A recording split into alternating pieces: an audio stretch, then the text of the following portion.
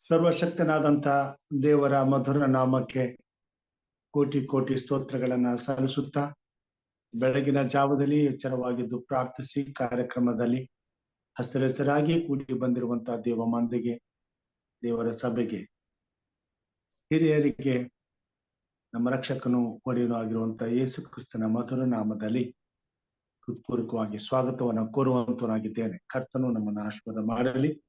ಈ ದಿನ ದೇವರ ವಾಕ್ಯ ಭಾಗಕ್ಕೆ ಪಾರಾಯಣಕ್ಕಾಗಿ ನಾವು ಹೋಗುವಾಗ ಜ್ಞಾನೋಕ್ತಿಗಳು, ಸೊಲೊಮೋನನು ಬರೆದಂತ ಜ್ಞಾನೋಕ್ತಿಗಳು 4ನೇ ಅಧ್ಯಾಯ 10ನೇ ವಚನದಿಂದ ಕೆಲವು ವಚನಗಳನ್ನ ನಾನು ಓದಿಕೊಳ್ಳುವಂತನಾಗಿದ್ದೇನೆ.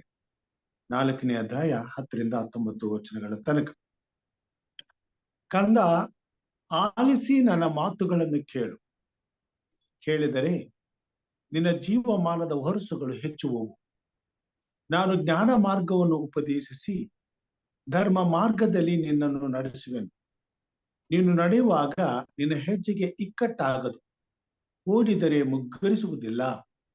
ಸ್ವಲ್ಪ ದೇಶವನ್ನು ಹಿಡಿ, ಸಡಿಲ ಬಿಡಬೇಡ, ಅದನ್ನು ಕಾಪಾಡಿಕೊ, ಅದೇ ನಿನ್ನ ಜೀವವು. ದುಷ್ಟರ ಮಾರ್ಗದಲ್ಲಿ ಸೇರದಿರು, ಕೆಟ್ಟವರ ದಾರಿಯಲ್ಲಿ ನಡೆಯಬೇಡ, ಅದಕ್ಕೆ ದೂರವಾಗಿರು, ಅದರಲ್ಲಿ ನಡೆಯದೆ ಓರೆಯಾಗು.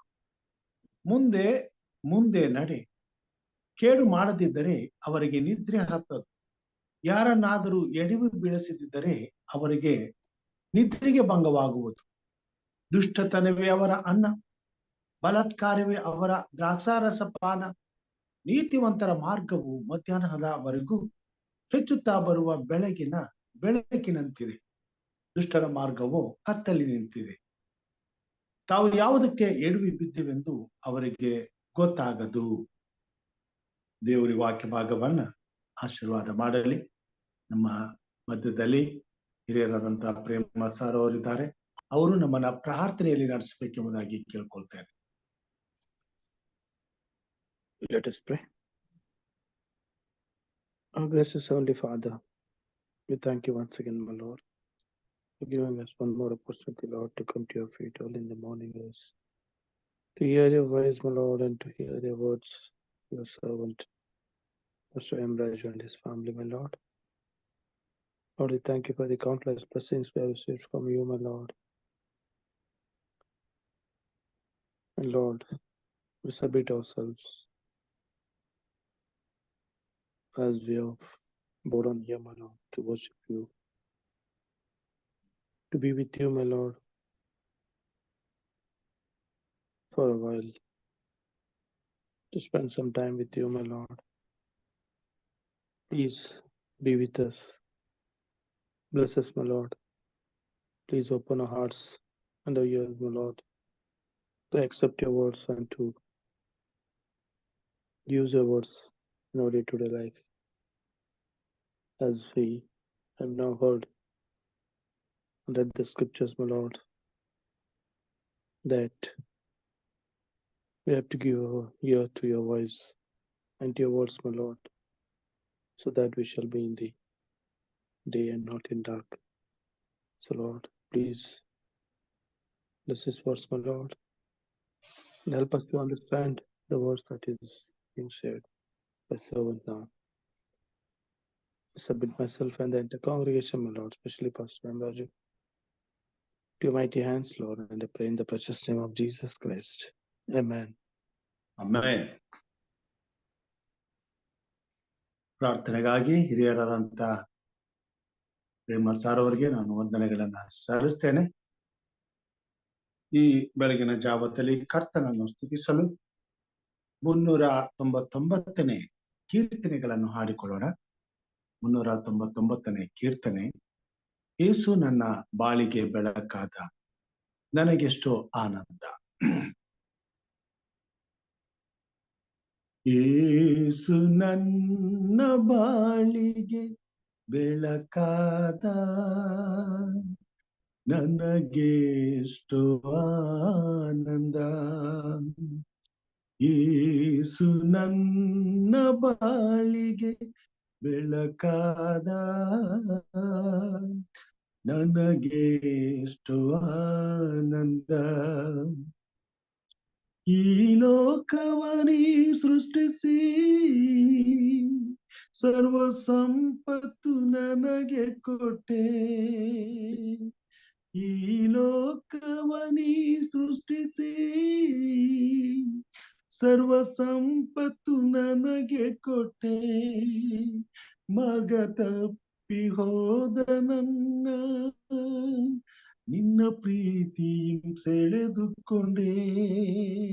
ನನ್ನ ಹೃದಯದಲ್ಲೂ ನೀನೇ, ನನ್ನ ಆಲೋಚನೆಯು ನೀನೇ. ಯೇಸು ನನ್ನ ಬಾಳಿಗೆ ಬೆಳಕಾದ, ನನಗೆ ಎಷ್ಟು ಆನಂದ. ಪಾಪ ಕತ್ತಲೆಯೂ ನೀಗಿತು, ಎಲ್ಲ ಮಾಯ ಮರೆಯಾಯಿತು. ಪಾಪ ಕತ್ತಲೆಯೂ ನೀಗಿತು, ಎಲ್ಲ ಮಾಯೆಯು ಮರೆಯಾಯಿತು. ನಿನ್ನ ಆತ್ಮನ ಬಲದಿಂದ ನಾ ಬಾಳುವೆ ನಿನಗಾಗಿ. ನನ್ನ ಹೃದಯದಲ್ಲೂ ನೀನೇ, ನನ್ನ ಆಲೋಚನೆಯು ನೀನೇ. ಯೇಸು ನನ್ನ ಬಾಳಿಗೆ ಬೆಳಕಾದ, ನನಗೆ ಎಷ್ಟು ಆನಂದ. ಯೇಸು ನನ್ನ ಬಾಳಿಗೆ ಬೆಳಕಾದ, ನನಗೆ ಎಷ್ಟು ಆನಂದ. Main Amen. ಕರ್ತನನ್ನು ಸ್ತುತಿಸುತ್ತಾ ಕೊಂಡಾಡುತ್ತಾ ಆತನ ಪಾದದ ಬಳಿಗೆ ಹೋಗುವಾಗ ಸ್ವಲ್ಪ ಹೊತ್ತು ದೇವರ ವಾಕ್ಯವನ್ನ ಗಮನಿಸೋಣ. ಜ್ಞಾನೋಕ್ತಿಯಲ್ಲಿ ಸೊಲೊಮೋನನು ದೇವರ ಮಕ್ಕಳಿಗೆ ದೇವರ ನೇರವಾದ ಮಾತುಗಳನ್ನ ಬರೆದು ತಿಳಿಸುವಂತವನಾಗಿದ್ದಾನೆ. ಬೆಳಗಿನ ಜಾವದಲ್ಲಿ ಪ್ರತಿಯೊಬ್ಬ ದೇವರ ಮಕ್ಕಳು ಸತ್ಯವೇದದಿಂದ ದೇವರ ವಾಕ್ಯವನ್ನ ಗಮನಿಸುವಾಗ ವಿಶೇಷವಾಗಿ ಸೊಲೊಮೋನನು ಬರೆದಂತಹ ಜ್ಞಾನೋಕ್ತಿ ಪುಸ್ತಕಗಳನ್ನ ಓದಿ ದಿನವನ್ನ ಪ್ರಾರಂಭಿಸಿದರೆ ಬದುಕಿನಲ್ಲಿ ಪ್ರತಿದಿನವೂ ಸಫಲವನ್ನು ಹಾಗೂ ಸುರಕ್ಷತೆಯನ್ನು ಕಾಣುವುದಲ್ಲದೆ ಸಮೃದ್ಧಿಯಾದ ಜೀವಿತವನ್ನ ಜೀವಿಸಲಿಕ್ಕೂ ಸಾಧ್ಯ ಎಂಬುದನ್ನ ನಾವು ಗಮನಿಸಬಹುದಾಗಿದೆ. ತಂದೆ ಮಕ್ಕಳಿಗೆ ತಿಳಿಸಬೇಕಾದಂತಹ ಪ್ರತಿಯೊಂದು ನುಡಿಗಳನ್ನ ಮಕ್ಕಳ ಹಿತಕ್ಕಾಗಿ ತಿಳಿಸಿರುವುದನ್ನ ಸತ್ಯವೇದದಲ್ಲಿ ಜ್ಞಾನೋಕ್ತಿ ಪುಸ್ತಕದಲ್ಲಿ ನಾವು ನೋಡುವಂತರಾಗಿದ್ದೇವೆ. ತಂದೆ ಮಕ್ಕಳ ಸಂಬಂಧವನ್ನು ವಿಶೇಷವಾಗಿ ಸೊಲೊಮೋನನು ಅತಿಯಾಗಿ ತನ್ನ ಜ್ಞಾನೋಕ್ತಿ ಪುಸ್ತಕದಲ್ಲಿ ಉನ್ನತವಾದ ರೀತಿಯಲ್ಲಿ ಕೇಳುವಂತ ಓದುವಂತ ಪ್ರತಿಯೊಬ್ಬ ದೇವರ ಮಕ್ಕಳಿಗೂ ತಿಳಿಯ ಬಯಸುವಂತವನಾಗಿದ್ದಾನೆ. ಇಲ್ಲಿ ಆತನು ಬರಿತಾನೆ, ಕಂದ ನನ್ನ ಮಾತುಗಳನ್ನು ಕೇಳು, ಕೇಳಿದರೆ ನಿನ್ನ ಜೀವಮಾನದ ವರ್ಷಗಳು ಹೆಚ್ಚುವವು. ನಾನು ಜ್ಞಾನ ಮಾರ್ಗವನ್ನು ಉಪದೇಶಿಸಿ ಧರ್ಮ ಮಾರ್ಗದಲ್ಲಿ ನಿನ್ನನ್ನು ನಡೆಸುವೆನು.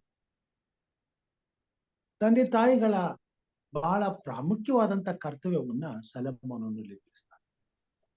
ದೇವರು ಈ ಮಾತುಗಳನ್ನ ಹೇಳುವಾಗ ತಂದೆ ತಾಯಿಗಳು ಮಕ್ಕಳನ್ನ ನಡೆಸಬೇಕಾದ ಮಾರ್ಗದ ಮೂಲವನ್ನ ಅರಿಯುವಂತೆ ನಮ್ಮನ್ನ ಎಚ್ಚರಪಡಿಸುವಂತನಾಗಿದ್ದೇನೆ. ನಾನು ನಿಮಗೆ ಉಪದೇಶಿಸಿ ನಡೆಯಬೇಕಾದ ಮಾರ್ಗವನ್ನ ತಿಳಿಸ್ತೇನೆ ಎಂಬುದಾಗಿ. ನಾನು ನಿಮಗೆ ತಿಳಿಸುವಂತ ಮಾರ್ಗದಲ್ಲಿ ನಿಮ್ಮ ಜೀವವು ಸುರಕ್ಷಿತವಾಗಿರುತ್ತದೆ ಮತ್ತು ನಿಮಗೆ ಬಹುಕಾಲ ಬದುಕುವಂತ ಜೀವಿತವನ್ನ ನಾನು ಕೊಡುವಂತವನಾಗಿದ್ದೇನೆ. ನೀವು ನನ್ನ ಮಾತನ್ನ ಕೇಳಿದರೆ ನಿನ್ನ ಜೀವಮಾನದ ವರ್ಷಗಳು ಹೆಚ್ಚುವವು. ಅನೇಕ ತಂದೆ ತಾಯಿಗಳು ಈ ಭೂಮಿ ಮೇಲೆ ತಮ್ಮ ಮಕ್ಕಳು ಸುಖದಿಂದ ಸಂತೋಷದಿಂದ ತಮ್ಮ ಕಣ್ಣೆದುರುಗಡೆ ತಾವು ಮುಪ್ಪಿನ ಮುದುಕರಾದಾಗಲೂ ಅವರು ಇನ್ನೂ ಸಂತೋಷದಿಂದ ನಗು ನಗುತ್ತಾ ಅವರ ಮುಂದೆ ಮಕ್ಕಳಂತೆಯೇ ಇರಬೇಕೆಂಬುದಾಗಿ ಬಯಸ್ತಾರೆ. ಕೆಲವು ಸಾರಿ ವಯಸ್ಸಾದಾಗ ಮಕ್ಕಳು ಆ ರೀತಿ ಇರಬೇಕೆಂಬುದಾಗಿ ಹಂಬಲಿಸ್ತಾರೆ. ಆದರೆ ಮಕ್ಕಳು ಅಂತ ಒಂದು ಆಶೀರ್ವಾದಕ್ಕೆ ಪಾತ್ರರಾಗಬೇಕಾದ್ರೆ ಆರಂಭದ ದಿನಗಳಲ್ಲಿ ತಂದೆ ತಾಯಿಗಳ ಪ್ರಾಮುಖ್ಯವಾದ ಕರ್ತವ್ಯ ಏನೆಂಬುದನ್ನು ತಿಳಿದು ಅದನ್ನ ಪರಿಪಾಲಿಸುವುದರಲ್ಲಿ ಎಡವಿದವರಾಗಿರ್ತಾರೆ. ಅಂತ ಪರಿಸ್ಥಿತಿಯಲ್ಲಿ ಮಕ್ಕಳು ಜೀವನದುದ್ದಕ್ಕೂ ಬೆಳೆಯುವಾಗ ಕೆಟ್ಟದ್ದನ್ನ ಆರಿಸಿಕೊಂಡು ಬೆಳೆಯುವಂತರಾಗ್ತಾರೆ. ದೇವರ ವಾಕ್ಯದಲ್ಲಿ ನಾವು ನೋಡ್ತೇವೆ, ಈ ಲೋಕದಲ್ಲಿ ಜನರು ಹೇಗಿದ್ದಾರೆ ಎಂಬುದಾಗಿ ತಿಳಿಸ್ತಾರೆ. ಇಲ್ಲಿ ಹೇಳ್ತಾನೆ 14ನೇ ವಚನದಲ್ಲಿ, 4ನೇ ಅಧ್ಯಾಯ 14ನೇ ವಚನದಲ್ಲಿ, ದುಷ್ಟರ ಮಾರ್ಗದಲ್ಲಿ ಸೇರಿದರು, ಕೆಟ್ಟವರ ದಾರಿಯಲ್ಲಿ ನಡೆಯಬೇಡ, ಅದಕ್ಕೆ ದೂರವಾಗಿರು, ಅದರಲ್ಲಿ ನಡೆಯದೆ ಓರೆಯಾಗು, ಮುಂದೆ ಮುಂದೆ ನಡೆ, ಕೇಡು ಮಾಡದಿದ್ದರೆ ಅವರಿಗೆ ನಿದ್ರೆ ಹತ್ತು, ಯಾರನ್ನಾದರೂ ಎಡವಿ ಬೀಳಿಸದಿದ್ದರೆ ಅವರ ನಿದ್ರೆಗೆ ಭಂಗವಾಗುವುದು, ದುಷ್ಟತನವೇ ಅವರನ್ನ, ಬಲಾತ್ಕಾರವೇ ಅವರ ದ್ರಾಕ್ಷಾರಸ. ಇವತ್ತಿನ ದಿನದಲ್ಲಿ ಈ ಜಗತ್ತಲ್ಲಿ ನಡೆಯುವಂತಹ ವಿಚಾರಗಳನ್ನ ಗಮನಿಸುವಾಗ ದುಷ್ಟತನದಿಂದ ತುಂಬಿ ತುಳುಕುವಂತದ್ದಾಗಿದೆ. ಇದಕ್ಕೆ ಕಾರಣ ದುಷ್ಟರನ್ನ ವ್ಯವಸ್ಥೆಗೊಳಿಸಿದವರು ಯಾರು? ಒಂದು ಮಗುವನ್ನ ದುಷ್ಟನನ್ನಾಗಲಿ ಒಳ್ಳೆಯವನನ್ನಾಗಲಿ ಒಂದು ಕುಟುಂಬದಲ್ಲಿ ತಂದೆ ತಾಯಿಗಳು ಅವರ ಭವಿಷ್ಯವನ್ನ ನಿರ್ಧಾರ ಮಾಡುವಂತ, ರೂಪಿಸುವಂತ ಒಂದು ಜವಾಬ್ದಾರಿಕೆಯನ್ನ ದೇವರು ಕೊಟ್ಟಿದ್ದಾನೆ. ಅದನ್ನ ಮರೆತಾಗ, ಅದನ್ನ ಮೀರಿದಾಗ, ಅದನ್ನ ನಿರ್ಲಕ್ಷ್ಯ ಮಾಡಿದಾಗ ಈ ಭೂಮಿ ಮೇಲೆ ಅಂತ ಕಳೆಗಳು ಹುಟ್ಟುಕೋದು. ಯಾವತ್ತೂ ಕೂಡ ಭೂಮಿ ಮೇಲೆ ಕಳೆ ಜಾಸ್ತಿ, ಬೆಳೆ ಕಡಿಮೆ. ಪ್ರತಿಯೊಬ್ಬರ ಜೀವಿತದಲ್ಲಿ ಇದು ಗೊತ್ತಿರಬೇಕು. ಈ ಭೂಮಿ ಮೇಲೆ ನಾವೇನೇ ಮಾಡಿದ್ರು ಕೇಡು ಕೆಟ್ಟದ್ದು ಮನುಷ್ಯನನ್ನ ಬಹಳ ಬೇಗನೆ ವಶಪಡಿಸ್ಬೋದು. ಸಹವಾಸಗಳು, ಸಂಬಂಧಗಳು, ಅನಿವಾರ್ಯಗಳು, ಅವಶ್ಯಕತೆಗಳು. ಇವತ್ತು ಒಂದು ಮಗು ಬೆಳೀತಾ ಹೋಗುವಾಗ ಅವನ ಜೀವಮಾನದಲ್ಲಿ ಬೆಳೆಯುತ್ತಾ ಬಂದಾಗೆಲ್ಲ ಅವುಗಳ ಮೇಲೆ, ಆ ವ್ಯಕ್ತಿಯ ಮೇಲೆ ಆಕ್ರಮಣ ಮಾಡ್ತಾ ಹೋಗ್ತದೆ ಸಮಾಜ. ಎಲ್ಲಿ ನೋಡಿದ್ರು ಇವತ್ತು ಸಮಾಜದಲ್ಲಿ ಎಲ್ಲಾ ರೀತಿಯಾದಂತ ಕೆಟ್ಟತನವನ್ನ ನಮ್ಮ ಬಾಗಿಲು ದಾಟಿ ಹೊರಗಡೆ ಹೋದ್ರೆ ಸಾಕು, ಅದನ್ನ ನಾವು ನೋಡ್ತೇವೆ. ಒಂದು ಹೆಜ್ಜೆ ಮುಂದಿಟ್ರೆ ಸಾಕು, ಜನರು ನಮ್ಮನ್ನ ನೋಡುವ ದೃಷ್ಟಿ, ನಮ್ಮನ್ನ ಸ್ವೀಕಾರ ಮಾಡ್ತಕ್ಕಂಥ ರೀತಿ, ನಮ್ಮನ್ನ ನಡೆಸ್ಕೊಳ್ಳುವಂತ ರೀತಿ, ನಮ್ಮ ಜೊತೆಯಲ್ಲಿ ವರ್ತಿಸುವಂತ ರೀತಿ, ಪ್ರತಿದಿನ ಹೆಚ್ಚು ಹೆಚ್ಚು ಸಮಯವನ್ನ ಇಂಥ ದುಷ್ಟತ್ವದ ಮಧ್ಯದಲ್ಲಿ ಒಬ್ಬ ವ್ಯಕ್ತಿ ಕಳೀತಾನೆ. ಇದು ತಿಳುವಳಿಕೆ ಇದ್ದವರಿಗೆ ಇವೆಲ್ಲ ಅರ್ಥ ಆಗ್ತದೆ. ಆದ್ರೆ ಮಕ್ಕಳ ಜೀವಮಾನದಲ್ಲಿ ಇವೇನು ಗೊತ್ತಿರುವುದಿಲ್ಲ. ಮಕ್ಕಳೇ ಮುಗ್ಧರು. ಆದ್ರೆ ಇವುಗಳನ್ನ ಅವರು ಗಮನಿಸುವಾಗ ಅವುಗಳನ್ನೇ ಅವರು ಮುಂದೆ ಅನುಸರಿಸುವಂತ ಒಂದು ಪ್ರವೃತ್ತಿಗೆ ಒಳಗಾಗ್ತಾರೆ. ಕೆಟ್ಟದ್ದು ಅವರ ಕಣ್ಣು ಮುಂದೆ ಜಾಸ್ತಿ ನಡೆಯುವಾಗ, ಕೆಟ್ಟತನ ಅವರ ಎದುರಿಗೆ ನಡೆಯುವಾಗ, ಕೆಟ್ಟ ವಿಷಯಗಳನ್ನ ಕೇಳುವಾಗ ಅವರ ಮನಸ್ಸು ಅವುಗಳನ್ನೇ ಆಕರ್ಷಿಸುತ್ತಾ, ಅವುಗಳನ್ನ ಮಾಡುವಂತವರು ಸುಖದಿಂದಲೂ ಸಂತೋಷದಿಂದಲೂ ನೆಮ್ಮದಿಯಿಂದಲೂ ಬದುಕುತ್ತಾ ಮುಂದುವರಿಯುವಾಗ ಆ ಮಾರ್ಗಗಳು ಸರಿ ಎನ್ನುವಂತಹ ಭಾವನೆಗೆ ಬಂದು ತಮ್ಮ ಅನಿವಾರ್ಯಗಳನ್ನ, ಅವಶ್ಯಕತೆಗಳನ್ನ ಪೂರೈಸುವಲ್ಲಿ ಅಂತ ಮಾರ್ಗಗಳನ್ನ ಹುಡುಕಿಕೊಂಡು ಸುಲಭವಾದಂತ ರೀತಿಯಲ್ಲಿ ಜೀವನದ ಶೈಲಿಗೆ ಬೇಕಾದಂತ ವ್ಯವಸ್ಥೆಗಳನ್ನ ಮಾಡಿಕೊಳ್ಳುವಂತ ದಾರಿಗಳನ್ನ ಕಂಡುಕೊಂಡಾಗ, ಪ್ರಾಯಕ್ಕೆ ಬರುವಾಗ ಮಕ್ಕಳು ಅದನ್ನ ಬಹಳ ಅತ್ಯಾಸಕ್ತಿಯಿಂದ ಅಪೇಕ್ಷಿಸಿ ಆ ಮಾರ್ಗಕ್ಕೆ ತಮ್ಮನ್ನು ಒಪ್ಪಿಸಿಕೊಳ್ಳುವಂತವರಾಗ್ತಾರೆ. ಸುಲಭವಾಗಿ ಆ ಮಾರ್ಗದಲ್ಲಿ ಜಾರಿ ಬಿದ್ದುಬಿಡ್ತಾರೆ.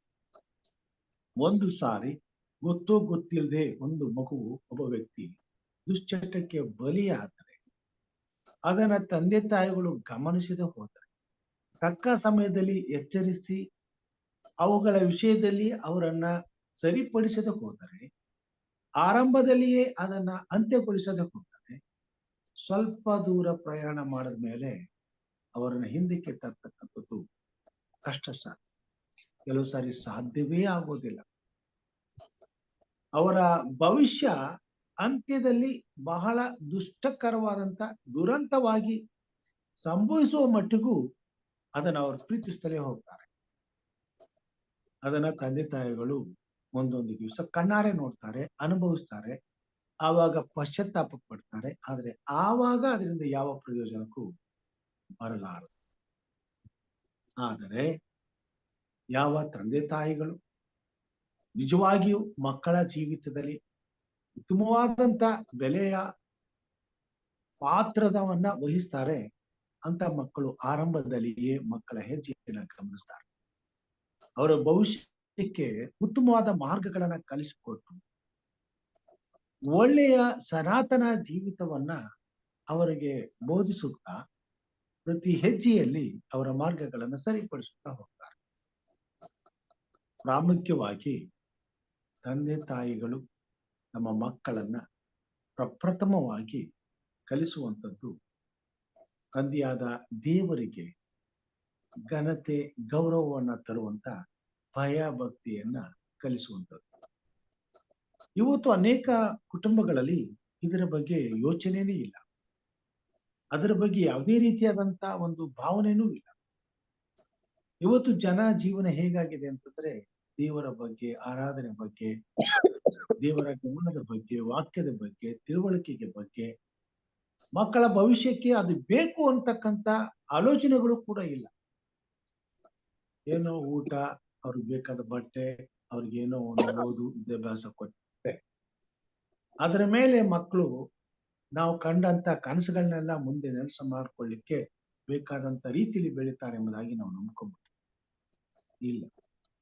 ಇವತ್ತು ನಾವೆಷ್ಟೇ ಪ್ರಯಾಸ ಪಟ್ಟು ಅವರನ್ನ ಎಷ್ಟೇ ವಿದ್ಯಾವಂತರನ್ನಾಗಿ ಬುದ್ಧಿವಂತರನ್ನಾಗಿ ಮಾಡಿದ್ರು ಸಹ ಕೆಟ್ಟ ಸಹವಾಸದಿಂದ ಅವ್ರನ್ನ ದೂರ ಇಡಬೇಕಾದ್ರೆ ಅವರಿಗೆ ಯಾವಾಗಲೂ ಅವ್ರನ್ನ ಎಚ್ಚರಪಡಿಸ್ಲಿಕ್ಕೆ ಬೇಕಾದಂಥದ್ದು ದೇವರ ಭಯ. ಈ ದೇವರ ಭಯ ಎಲ್ಲೂ ಸಿಗುವುದಿಲ್ಲ. ಅದು ಕೇವಲ ದೇವರ ಸನ್ನಿಧಾನದಲ್ಲಿ ಮಾತ್ರ ಸಿಗುವಂತ ಒಂದು ವಸ್ತು ಆಗಿದೆ. ಆದ ಕಾರಣವೇ ಮಕ್ಕಳನ್ನ ಚಿಕ್ಕವರಿರುವಾಗಲೇ ದೇವರ ಸನ್ನಿಧಾನಕ್ಕೆ ನಡೆಸಬೇಕು, ದೇವರ ಆಲಯದ ಬಳಿಗೆ ನಡೆಸಬೇಕು, ದೇವರ ವಾಕ್ಯವು ಸಿಗುವಂತ ಕಡೆಗೆ ನಡೆಸಬೇಕು. ಮತ್ತು ಕ್ರೈಸ್ತರಾದ ನಮ್ಮ ಜೀವಿತದಲ್ಲಿ ದೇವರು ಯಾವಾಗಲೂ ನಮ್ಮ ಜೊತೆಲಿ ಇರುವುದಕ್ಕೆ ತನ್ನ ವಾಕ್ಯ ಬೆಳಕನ್ನು ಕೊಟ್ಟುವುದರಿಂದ ತಂದೆ ತಾಯಿಗಳು ಮಕ್ಕಳ ಮೇಲೆ ದುಷ್ಟರ ಪರಿಣಾಮ ಹೆಚ್ಚಾಗಿ ಬೀಳದ ಹಾಗೆ ಜೀವಿಸಬೇಕಾದ್ರೆ ಹೆಚ್ಚು ಹೊತ್ತು ಮಕ್ಕಳ ಜೊತೆಲಿ ದೇವರ ವಾಕ್ಯವನ್ನು ಓದುವುದರಲ್ಲಿಯೂ, ತಿಳಿಸುವುದರಲ್ಲಿಯೂ, ಬೋಧಿಸುವುದರಲ್ಲಿಯೂ ಕಾಲ ಕಳೆಯುವುದು. ಸಮಯ ಸಿಕ್ಕ ಹಾಗೆಲ್ಲ ದೇವರ ವಿಷಯವಾದಂತ ಜ್ಞಾನವನ್ನ ತುಂಬುವಂತ ಪ್ರಯತ್ನ ಮಾಡುವುದು. ದೇವರಲ್ಲಿ ಭಯಭಕ್ತಿಯುಳ್ಳವರಾಗಿ ನಡ್ಕೊಳ್ಳುವಂತ ದೇವರ ವಾಕ್ಯವನ್ನ ಅವರಿಗೆ ತಿಳಿಸಬೇಕು. ಮತ್ತು ದೇವರಲ್ಲಿ ಭಯಭಕ್ತಿಯುಳ್ಳವರಾಗಿ ನಡ್ಕೊಳ್ಳುವಾಗ ಸಿಗುವಂತ ಆಶೀರ್ವಾದಗಳನ್ನು ಸಹ ಅವರಿಗೆ ತಿಳಿಸಬೇಕು. ಜ್ಞಾನೋಕ್ತಿ 4ನೇ ಅಧ್ಯಾಯವು ತಂದೆ ತಾಯಿಗಳು ಮಕ್ಕಳನ್ನ ಬೆಳೆಸುವುದಕ್ಕೆ ಒಂದು ಉತ್ತಮವಾದಂತ ವಾಕ್ಯಗಳನ್ನ ಸೊಲೊಮೋನನು ಬರೀತಾರೆ. ಕೆಟ್ಟವರು ಏನಾಗ್ತಾರೆ, ಈ ಭೂಮಿ ಏನಾಗಿದೆ, ಈ ಲೋಕದಲ್ಲಿ ಏನ್ ನಡೀತಾ ಇದೆ, ಇದರಲ್ಲಿ ನಾವೆಷ್ಟರವರು, ನಾವು ಏನ್ ಮಾಡ್ಬೇಕು, ಹೇಗೆ ಇಂಥ ದುಷ್ಟತನದಿಂದ ನಮ್ಮ ಮಕ್ಕಳನ್ನ ರಕ್ಷಿಸಿಕೊಳ್ಬೇಕು. ಒಂದ್ ವೇಳೆ ಈಗ ಹೇಮಾರಿದ್ರೆ ಮುಂದೊಂದು ದಿವಸ ಮಕ್ಕಳ ಪರಿಸ್ಥಿತಿ ಏನು, ನಮ್ಮ ಪರಿಸ್ಥಿತಿ ಏನು, ಇದನ್ನ ಅರ್ಥ ಮಾಡ್ಕೊಳ್ಬೇಕಾದ್ರೆ ಜ್ಞಾನೋಕ್ತಿಯಲ್ಲಿ 4ನೇ ಅಧ್ಯಾಯವನ್ನು ಅನೇಕ ಸಾರಿ ನಾವೇ ದೇವರ ವಾಕ್ಯವನ್ನು ಓದೋದಿಲ್ಲ. ಹೀಗಾಗಿ ನಮ್ಗೆ ಯಾವ ಸತ್ಯಗಳು ಗೊತ್ತಿರೋದಿಲ್ಲ. ಮಕ್ಕಳಿಗೆ ಬುದ್ಧಿ ಹೇಳುವಂತ ಬುದ್ಧಿನೂ ನಮ್ಗೆ ಇರೋದಿಲ್ಲ, ತಿಳುವಳಿಕೆನೂ ನಮ್ಗೆ ಇನ್ನು ನಾವೇನು ಹೇಳಕ್ಕಾಗ್ತದೆ.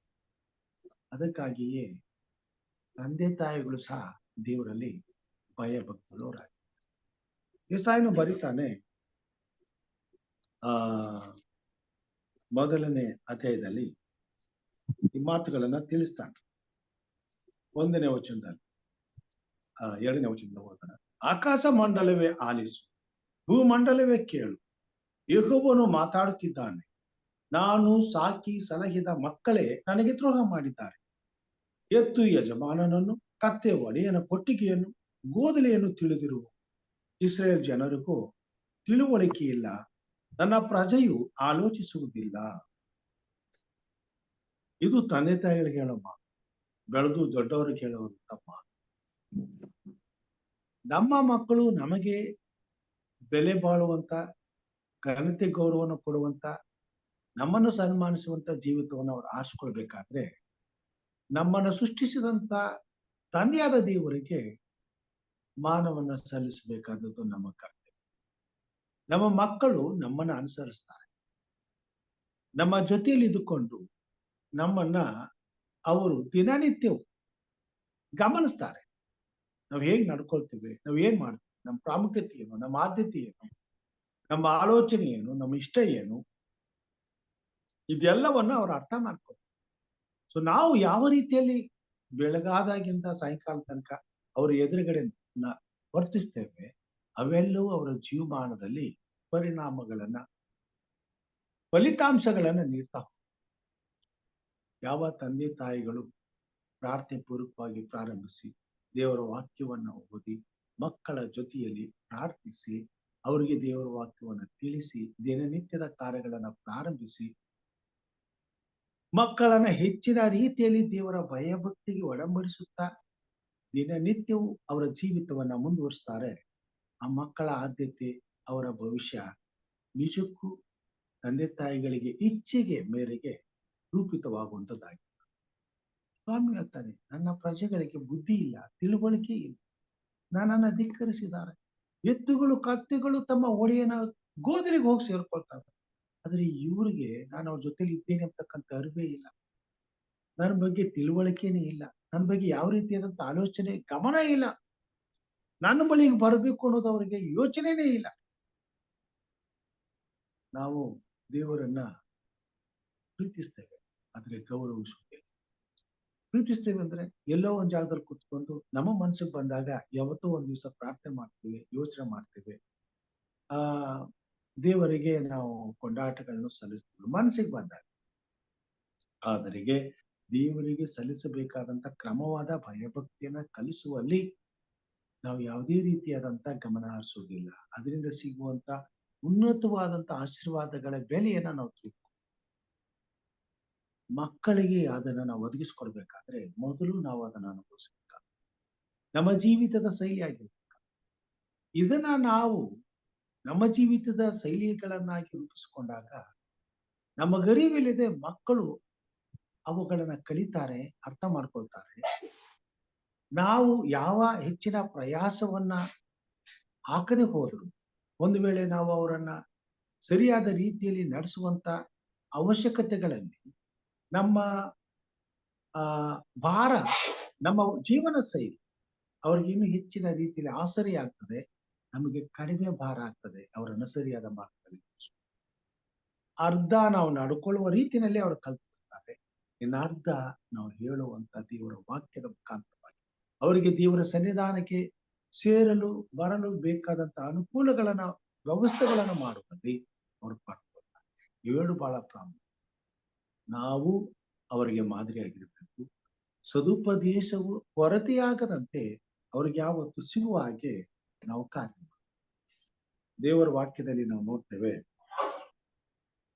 ದೇವರು ವಿಶೇಷವಾಗಿ ಇದನ್ನೆಲ್ಲ ಜ್ಞಾನೋಕ್ತಿಯಲ್ಲೇ ನಾವು ನೋಡುವಂತರಾಗಿ ಮನುಷ್ಯನು ಯಾವತ್ತು ಸದುಪದೇಶದಿಂದಲೇ ಇಲ್ಲಿ ಹೇಳ್ತಾನೆ 19ನೇ ಅಧ್ಯಾಯ 18ನೇ ವಚನದಲ್ಲಿ, ದೇವ ದರ್ಶಕರಿಲ್ಲದಿರುವಲ್ಲಿ ಜನರು ಅಂಕೆ ಮೀರುವರು, ಧರ್ಮೋಪದೇಶವನ್ನು ಕೈಕೊಳ್ಳುವವನು ಧನ್ಯನಾಗುವನು. ಇವತ್ತು ಯಾಕೆ ದೇಶಗಳಲ್ಲಿ ಇವತ್ತು ಜನರು ದುಷ್ಟರಾಗಿ ಅಂಕೆ ಮೀರಿ ಎಲ್ಲಾ ರೀತಿಯಾದಂತ ಪಾಪಕ್ಕೂ ಧೈರ್ಯವಾಗಿ ಸಿದ್ಧವಾಗಿದ್ದಾರೆ ಎಂಬ ಹೇಳುವಾಗ ಸರಿಯಾದಂತ ಧರ್ಮೋಪದೇಶ, ವಾಕ್ಯದ ಬೆಳಕು ಅವರಿಗೆ ಸಿಗದೆ ಇರೋದ್ರಿಂದ, ತಕ್ಕ ಕಾಲದಲ್ಲಿ ದೇವರ ಭಯ ಅವರಿಗೆ ಗೊತ್ತಾಗದೆ ಇರೋದ್ರಿಂದ ಇವತ್ತು ಯಾವ ಭಯವೂ ಇಲ್ಲದೆ ಎಲ್ಲಾ ದುಷ್ಟತನವನ್ನ ಸರ್ವೇಚ್ಛೇದ ಮಾಡ್ತಕ್ಕಂಥವ್ರಾಗಿ, ಅದನ್ನೇ ತಾನೇ ಪ್ರತಿ ದೇಶಗಳಲ್ಲಿ, ಪ್ರತಿ ಪಟ್ಟಣಗಳಲ್ಲಿ, ಪ್ರತಿ ಸ್ಥಳಗಳಲ್ಲಿ ನಾವು ನೋಡುವುದಾಗಿ ಜನರು ಇವತ್ತು ದುಷ್ಟರಾಗಿದ್ದಾರೆ. ಇದಕ್ಕೆ ಕಾರಣ ಆದಿ ತಂದೆ ತಾಯಿ, ಅವರ ತಂದೆ ತಾಯಿಗಳು ನಡಿಬೇಕಾದ ಮಾರ್ಗಕ್ಕೆ ತಕ್ಕಂತೆ ಮಕ್ಕಳನ್ನ ನಡೆಸಿ. ಇವತ್ತು ಸಹ ಸಮಾಜ ಅದೇ ತಪ್ಪನ್ನ ಮಾಡ್ತಾರೆ.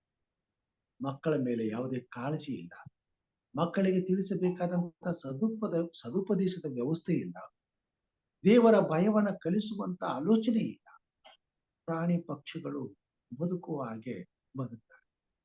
ಮನುಷ್ಯನಿಗೆ ದೇವರು ತಿಳುವಳಿಕೆ ಕೊಟ್ಟಿದ್ದಾನೆ, ವಿವೇಕ ಕೊಟ್ಟಿದ್ದಾನೆ. ಅದನ್ನು ಉಪಯೋಗಿಸ್ಕೊಂಡ್ರೆ ಈ ಭೂಮಿ ಮೇಲೆ ಮನುಷ್ಯನು, ದೇವರ ವಾಕ್ಯದಲ್ಲಿ ಹೇಳ್ತೀವಿ, ನನ್ನ ಉಪದೇಶವನ್ನು ಕೇಳುವುದಾದ್ರೆ ಅವುಗಳು ನಿನ್ನ ವರ್ಷಗಳನ್ನ ಹೆಚ್ಚಿಸ್ತವೆ. ಬರೀ ವರ್ಷಗಳನ್ನ ಹೆಚ್ಚಿಸುವುದಷ್ಟೇ ಅಲ್ಲ, ಆ ದೀರ್ಘಾಯುಷ್ಯವನ್ನ ಆರೋಗ್ಯದಿಂದಲೂ ಸುಖದಿಂದಲೂ ಸಂತೋಷದಿಂದಲೂ ಅನುಭವಿಸುವ ಹಾಗೆ ದೇವರ ಮಾರ್ಗಗಳು ನಮ್ಮನ್ನು ರೂಪಿಸ್ತವೆ. ತಂದೆ ತಾಯಿಗಳು ತಮ್ಮ ಮಕ್ಕಳ ಜೀವಿತದಲ್ಲಿ ಅವರ ಭವಿಷ್ಯವನ್ನ ತಮ್ಮ ಕಣ್ಣಾರೆ ಸಂತೋಷದಿಂದ ಅವರು ಅನುಭವಿಸುವುದನ್ನು ಮಾತ್ರವಲ್ಲದೆ ಅವರ ಮುಖಾಂತರವಾಗಿ ಆ ಸಂತೋಷದಿಂದ ತಾವು ಜೀವಿಸುವಂತ ವ್ಯವಸ್ಥೆ ಅವರು ಅನುಭವಿಸ್ಬೇಕಾದ್ರೆ, ಅವ್ರು ಪಡ್ಕೊಳ್ಬೇಕಾದ್ರೆ ಪ್ರತಿಯೊಬ್ಬ ತಂದೆ ತಾಯಿಗಳು ತಮ್ಮ ಮಕ್ಕಳನ್ನ ದೇವರ ಸನ್ನಿಧಾನಕ್ಕೆ ನಡೆಸಬೇಕಾಗಿ, ಬೆಳಗಿನಿಂದ ಸಾಯಂಕಾಲದ ತನಕ ಚಿಕ್ಕ ಸಮಯವನ್ನೆಲ್ಲ ದೇವರ ವಾಕ್ಯದ ಬಗ್ಗೆಯೂ ದೇವರ ಭಯಭಕ್ತಿಯ ಬಗ್ಗೆಯೂ ದೇವರ ಸಂಬಂಧದ ಕುರಿತಾಗಿ ಅವರನ್ನ ನಡೆಸಬೇಕಾಗುತ್ತೆ. ಈ ದಿನಮಾನಗಳಲ್ಲಿ ವಿಶೇಷವಾಗಿ ಕ್ರೈಸ್ತ ತಂದೆ ತಾಯಿಗಳು, ಯಾಕಂತಂದ್ರೆ ಈ ಲೋಕಕ್ಕೆ ಬೆಳಕಾಗಿರುವಂಥದ್ದು ನಮಗೆ ಮಾತ್ರ ಕೊಟ್ಟಿರುವಂತ ಒಂದು ಅವಕಾಶ. ನಾವು ಲೋಕಕ್ಕೆ ಬೆಳಕಾಗಿರ್ಬೇಕಾಗಿ ಬರೀ ನಮ್ಮ ಕುಟುಂಬಗಳಿಗೆ, ನಮ್ಮ ಮಕ್ಕಳಿಗೆ ಮಾತ್ರ, ಇಡೀ ಲೋಕಕ್ಕೆ ಬೆಳಕಾಗಿದೆ. ಕ್ರೈಸ್ತಿಯ ಜೀವಿತದಿಂದ ಮಾತ್ರ ಈ ಲೋಕದಲ್ಲಿ ನಿಜವಾದಂತ ಶಾಂತಿ, ಸಮಾಧಾನ, ಉತ್ತಮವಾದಂತ ಜೀವಿತವನ್ನ ಮನುಷ್ಯನು ಕಂಡುಕೊಳ್ಳಿಕ್ಕೆ ಸಾಧ್ಯ. ಅಂತ ಸ್ವಾಸ್ಥ್ಯವನ್ನು ಸ್ವಾಮಿ ನಮಗೆ ಕೊಟ್ಟಿದ್ದಾರೆ. ಅದನ್ನ ನಾವು ನಮ್ಮ ಮಕ್ಕಳಿಗೆ ಹಂಚಲಿಲ್ಲ ಅಂತಂದ್ರೆ ಒಂದು ದೊಡ್ಡ ಅನ್ಯಾಯವನ್ನು ಮಾಡಿ. ಇವತ್ತು ಕ್ರೈಸ್ತ ಕುಟುಂಬಗಳಲ್ಲಿ ಹೊರಗಡೆ ಇರುವಂತ ಮಕ್ಕಳ ಭವಿಷ್ಯದ ರೀತಿಯಲ್ಲಿ ನಮ್ಮ ಕುಟುಂಬಗಳಲ್ಲಿ ನಮ್ಮ ಮಕ್ಕಳ ಭವಿಷ್ಯ ರೂಪಿತವಾಗ್ತದೆ ಅಂದ್ರೆ ಅದಕ್ಕೆ ನಾವು ಕಾರಣ. ದುಷ್ಟತ್ವದಲ್ಲಿ ನಮ್ಮ ಮಕ್ಕಳು ಆನಂದಿಸುವುದಾದ್ರೆ, ಅದನ್ನು ಅನುಸರಿಸುವುದಾದ್ರೆ, ಅದನ್ನು ಇಷ್ಟಪಡುವುದಾದ್ರೆ ಅದು ನಮ್ಮ ಜವಾಬ್ದಾರಿಕೆಯ ಕೊರತೆ ಆಗಿದೆ. ಆದುದರಿಂದ ಈ ಬೆಳಗಿನ ಜಾವದಲ್ಲಿ ಸೊಲೊಮೋನನು ನಮಗೆ ಈ ಸತ್ಯವನ್ನ ತಿಳಿಸ್ತಾನೆ. ಈ ಲೋಕದಲ್ಲಿ ಜನರು ಸದುಪದೇಶದ ಕೊರತೆಯಿಂದಲೇ ಅವರ ಅಂಕೆ ಮೀರ್ತಿದ್ದಾರೆ, ಪಾಪ ಮಾಡ್ತಾರೆ, ನಾಶದ ಮಾರ್ಗವನ್ನು ಆಶ್ರಯಿಸುತ್ತಾರೆ. ಆದ್ರೆ ದೇವರ ಮಕ್ಕಳು ಹಾಗಾಗಿ ದಿನನಿತ್ಯವೂ ದೇವರ ವಾಕ್ಯವನ್ನು ಆತನ ಬಾಯಿಂದ ಕೇಳುವವರಾಗಿದ್ದು, ಸನಾತನ ಮಾರ್ಗವನ್ನು ಅನುಸರಿಸಿ ನಡೆಯುವವರಾಗಿದ್ದು, ದೇವರ ಪ್ರೀತಿಗೆ ಪಾತ್ರರಾಗಿ ದೇವರಿಗೆ ಮೆಚ್ಚುಗೆಯಾದ ಕಾರ್ಯಗಳನ್ನ ಪ್ರಾರಂಭಿಸಿ ಅನುಭವಿಸಿ ನಮ್ಮ ಜೀವಿತದಲ್ಲಿ ಅವುಗಳನ್ನ ಪರಿಪಾಲಿಸಿ ಈ ಲೋಕಕ್ಕೆ ಬೆಳಕಾಗುವಂತವರಾಗಿದ್ದಾರೆ. ಅಂತ ಮಕ್ಕಳು ತಂದೆ ತಾಯಿಗಳನ್ನು ಸನ್ಮಾನಿಸ್ತಾರೆ, ನಮ್ಮನ್ನು ಸೃಷ್ಟಿಸಿದಂತ ದೇವರನ್ನು ಸನ್ಮಾನಿಸ್ತಾರೆ. ಅಂತ ಮಕ್ಕಳು ಈ ಭೂಮಿಗೆ ಉಪ್ಪಾಗ್ತಾರೆ, ಬೆಳಕಾಗ್ತಾರೆ. ಅಂತ ಮಕ್ಕಳು ಹೆತ್ತಂತ ತಂದೆ ತಾಯಿಗಳು ನಿಶ್ಚಯವಾಗಿ ಸಂತೋಷಿಸ್ತಾರೆ, ಉಲ್ಲಾಸಿಸ್ತಾರೆ. ಅಂತ ಆಶೀರ್ವಾದವನ್ನ ತಂದೆ ತಾಯಿಗಳು ಅನುಭವಿಸುವ ಹಾಗೆ ದೇವರು ಕಾರ್ಯ ಮಾಡ್ತಾರೆ. ದೇವರ ವಾಕ್ಯದಲ್ಲಿ ನಾವು ನೋಡ್ತೇವೆ, ಪ್ರತಿಯೊಬ್ಬ ವ್ಯಕ್ತಿಗೂ ಸ್ವಾಮಿ ಈ ಆಶೀರ್ವಾದವನ್ನ ಕೊಡಬೇಕೆಂಬುದಾಗಿ ಇಷ್ಟಪಡ್ತಾರೆ. ಏನು ಅದೇನಪ್ಪ ಅಂತಂದ್ರೆ 23ನೇ ಅಧ್ಯಾಯದಲ್ಲಿ ಹೀಗೆ ಬರೀತಾರೆ, ಹೆತ್ತ ತಂದೆಯ ಮಾತಿಗೆ ಕಿವಿಗಳು. 22ನೇ ವಚನದಲ್ಲಿ, ಮುಪ್ಪಿನಲ್ಲಿಯೂ ತಾಯಿಯನ್ನು ಅಸಡ್ಡೆ ಮಾಡಬೇಡ, ಸತ್ಯವನ್ನು ಎಂದರೆ ಜ್ಞಾನ, ಸುಶಿಕ್ಷೆ, ವಿವೇಕಗಳನ್ನು ಕೊಂಡು ಮಾರಿಬಿಡಬೇಡ. ಧರ್ಮಿಯ ತಂದೆಯು ಅತಿ ಸಂತೋಷ ಪಡುವನು, ಜ್ಞಾನಿಯನ್ನು ಹೆತ್ತವನು ಅವನಲ್ಲಿ ಆನಂದಿಸುವನು. ನಿನ್ನ ತಂದೆ ತಾಯಿಗಳು ಉಲ್ಲಾಸಗೊಳ್ಳಲಿ, ನಿನ್ನನ್ನು ಹೆತ್ತವಳು ಆನಂದ ಪಡಲಿ. ಅಂತ್ಯದ ದಿನಮಾನಗಳಲ್ಲಿ ತಂದೆ ತಾಯಿಗಳು ಮಕ್ಕಳ ಜೀವಿತದಿಂದ ಸಂತೋಷ ಪಟ್ಟು ಉಲ್ಲಾಸದಿಂದ ಜೀವಿಸುವಂತ ಭಾಗ್ಯವನ್ನ ಕಂಡುಕೊಳ್ಳಬೇಕಾದರೆ ಅವರು ಚಿಕ್ಕವರಿರುವಾಗಲೇ ತಾವು ಮಾಡಬೇಕಾದಂತ ಜವಾಬ್ದಾರಿಕೆಯನ್ನ ತಪ್ಪದೆ ಮಾಡ್ಬೇಕಾಗ ಅಂತ ಮಕ್ಕಳಿಗೆ ಮಾತ್ರ, ಅಂತ ತಂದೆ ತಾಯಿಗಳಿಗೆ ಮಾತ್ರ ಅಂತ ಮಕ್ಕಳು ಸಿಗ್ತಾರೆ. ಅಂತ ಮಕ್ಕಳಿಂದ ಮಾತ್ರ ತಂದೆ ತಾಯಿಗಳಿಗೆ ದೇವರು ತಿಳಿಸಿರುವಂತ ಈ ಮಾತುಗಳು ಅವರ ಭವಿಷ್ಯದಲ್ಲಿ, ಅವರ ಜೀವಿತದಲ್ಲಿ ನೆರವೇರುವಂತದ್ದಾಗಿ. ಮಕ್ಕಳನ್ನ ದೇವರ ಭಯಭಕ್ತಿಯಲ್ಲಿ ಬೆಳೆಸುವುದು ಈ ಲೋಕಕ್ಕೆ, ಸಮಾಜಕ್ಕೆ ಮಾತ್ರ ಒಳ್ಳೆಯದಲ್ಲ, ನಮ್ಮ ವ್ಯಕ್ತಿಗತವಾದಂತ ಜೀವಿತಕ್ಕೂ ಕೂಡ ಆಶೀರ್ವಾದದಾಯಕವಾಗಿ. ಪ್ರಿಯ ದೇವಜನರೇ, ದೇವರ ಮಕ್ಕಳೇ, ಮಕ್ಕಳನ್ನ ದೇವರು ನಮಗೆ ಕೊಟ್ಟಿರುವಂತ ಬಹುಮಾನ ಎಂಬುದಾಗಿ ತಿಳಿದು ದೇವರ ಭಯಭಕ್ತಿಯಲ್ಲಿ ಬೆಳೆಸುವ ಹಾಗೆ ದೇವರ ಆತ್ಮನು ಪ್ರತಿಯೊಬ್ಬ ಕ್ರೈಸ್ತ ವಿಶ್ವಾಸಿಯನ್ನು ಎಚ್ಚರಪಡಿಸಲಿ ಮತ್ತು ದೇವರ ಭಯದಿಂದ ತುಂಬಿಸಲಿ. ಆ ಕುಟುಂಬದಲ್ಲಿ, ಪ್ರತಿಯೊಂದು ಕುಟುಂಬದಲ್ಲಿ ಮಕ್ಕಳು, ತಂದೆ ತಾಯಿಗಳು ದೇವರಲ್ಲಿ ಭಯಭಕ್ತಿಯುಳ್ಳವರಾಗಿ ಈ ಲೋಕಕ್ಕೆ ಬೆಳಕಾಗಿ, ಮಾದರಿಯಾಗಿ, ದುಷ್ಟತನದ ಈ ಲೋಕದಲ್ಲಿ ಬೆಳಕಾಗಿ ಜೀವಿಸುವಂತೆ ದೇವರು ಕಾರ್ಯ ಮಾಡಲಿ ಎಂಬುದು ನನ್ನ ಪ್ರಾರ್ಥನೆ ಆಗಿದೆ. ದೇವರು ನಮ್ಮೆಲ್ಲರನ್ನ ಆಶೀರ್ವಾದ ಮಾಡಲಿ. ಪ್ರತಿಯೊಬ್ಬ ಕ್ರೈಸ್ತ ವಿಶ್ವಾಸಿಯು ಈ ಭೂಮಿ ಮೇಲೆ ದೇವರ ವಾಕ್ಯದ ಪ್ರಕಾರವಾಗಿ ಬೆಳಕಾಗಿ ಜೀವಿಸುವಂತೆ ಕರ್ತನ ಆತ್ಮವನ್ನು ನಡೆಸಲಿ ಎಂಬುದಾಗಿ ನಾವು ಪ್ರಾರ್ಥನೆ ಮಾಡೋಣ. ಪ್ರಾರ್ಥನೆ ಮಾಡುವುದಕ್ಕಾಗಿ ನಮ್ಮ ಜೊತೆಯಲ್ಲಿ ಇವತ್ತು ಸಹೋದರಿ ಆನಿ ಅವರಿದ್ದಾರೆ. ಅವರು ಪ್ರಾರ್ಥನೆ ಮಾಡಬೇಕೆಂಬುದಾಗಿ ಕೇಳ್ಕೊಳ್ತೇನೆ. ಯಾವುದಾದ್ರೂ ಪ್ರಾರ್ಥನೆ ವಿಜ್ಞಾಪನೆಗಳಿದ್ರೆ ತಿಳಿಸಬೇಕೆಂಬುದಾಗಿ ಕೇಳ್ಕೊಳ್ತೇನೆ. ಇಲ್ಲವಾದ್ರೆ ನಮ್ಮ ಮುಂದಿರುವಂತ ಪ್ರಾರ್ಥನೆ ವಿಜ್ಞಾಪನೆಗಳು ಅವ್ರಿಗೋಸ್ಕರ ನಾವು ಪ್ರಾರ್ಥನೆ ಮಾಡೋಣ. Pastor, pray for my family, please. ಹಿರಿಯರಾದಂತಹ Premalatha ಅವರ ಕುಟುಂಬಕ್ಕೋಸ್ಕರ ಪ್ರಾರ್ಥನೆ ಮಾಡೋಣ. ಹಾಗೆ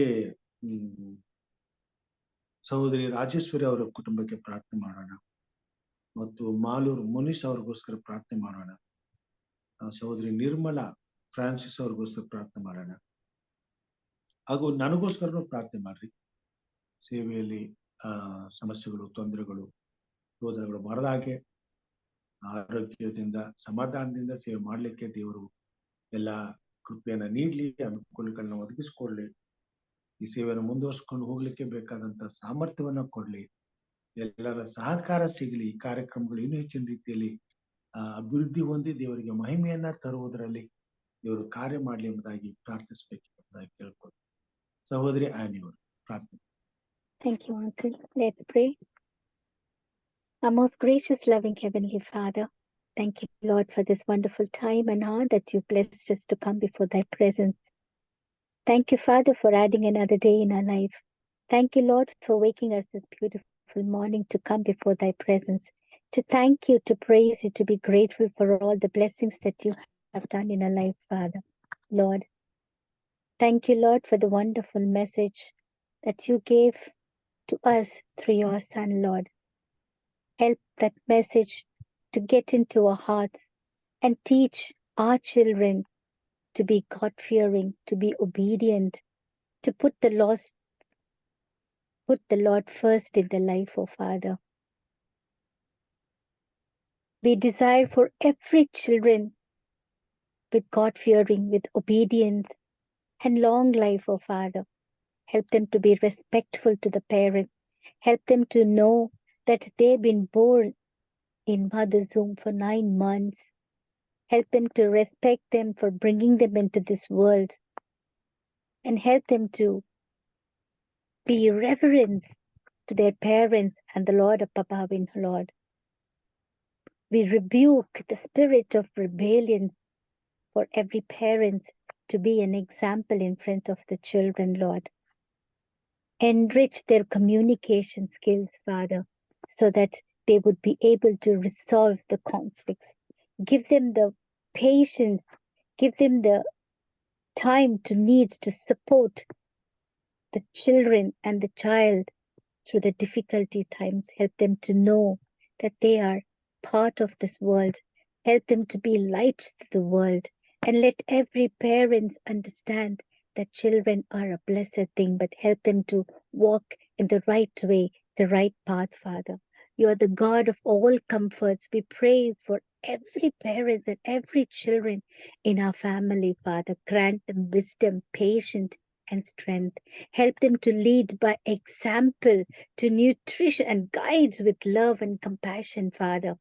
Bless their efforts, ease their worries, and fill their hearts with your peace and joy as they care for our family, Lord. Thank you and praise you, Father. I pray for Uncle Premnath Kulkar and family, Lord Jesus. Guide them and bless them and take care of them, oh Father. Help them to get more close to thee and taste and see how sweet you are. You know their worries, their problems, their pain. There is nothing which is hidden from you, Lord.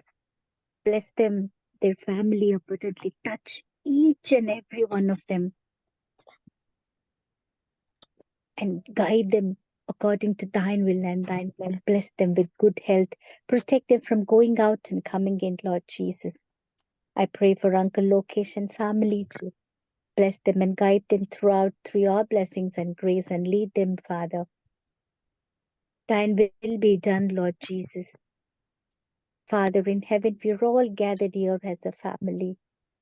We need this family to grow more stronger, more powerful, that more and more of the members could join this family to experience the happiness and showers of blessings from above, Lord. Please embrace each and every children who are there, Lord. Wake them up from the deep sleep so that they may come and join this wonderful praise and worship, Lord Jesus. It's only possible through you, Father. As the days are nearing, as the days of your coming is soon, as we learned this, that people are still sleeping, they're still having a deep slumber, oh Father. Wake them up, Lord Jesus, before it's too late, so that they may come to your presence. They may embrace your loving arms around this family, Father. Keep them protected and loved ones, Lord Jesus. I pray for Uncle Raju. Thank you, Lord, for the wonderful messages, the wonderful blessings that he has put through, Lord Father. Through your grace, through your power of love, that he restarted the Sabbath school, oh Father. More and more blessings pour out on him, Lord Jesus. Showers of blessings is so important to each and everybody. Let your showers of blessings pour out on him and his family. Guide him, protect him, and strengthen him. We pray for this wonderful family, Father. Give each and every one of us the hope to trust in you. Because no one who puts their hope in you will ever be put into shame. Yes, Father, be with us in the time of difficulty time, and it could be any kind of circumstances that we may be facing, Lord. Strengthen each and every children who's bowed down under thy presence this beautiful morning, Lord. Thank you and praise you, Father. Pray for Varalakshmi who has joined us, Lord. Thank you, Lord, that we welcome her to this wonderful family. Bless her and her family abundantly, Lord Jesus. Help us to get more close to you and be an example and a witness child, Lord.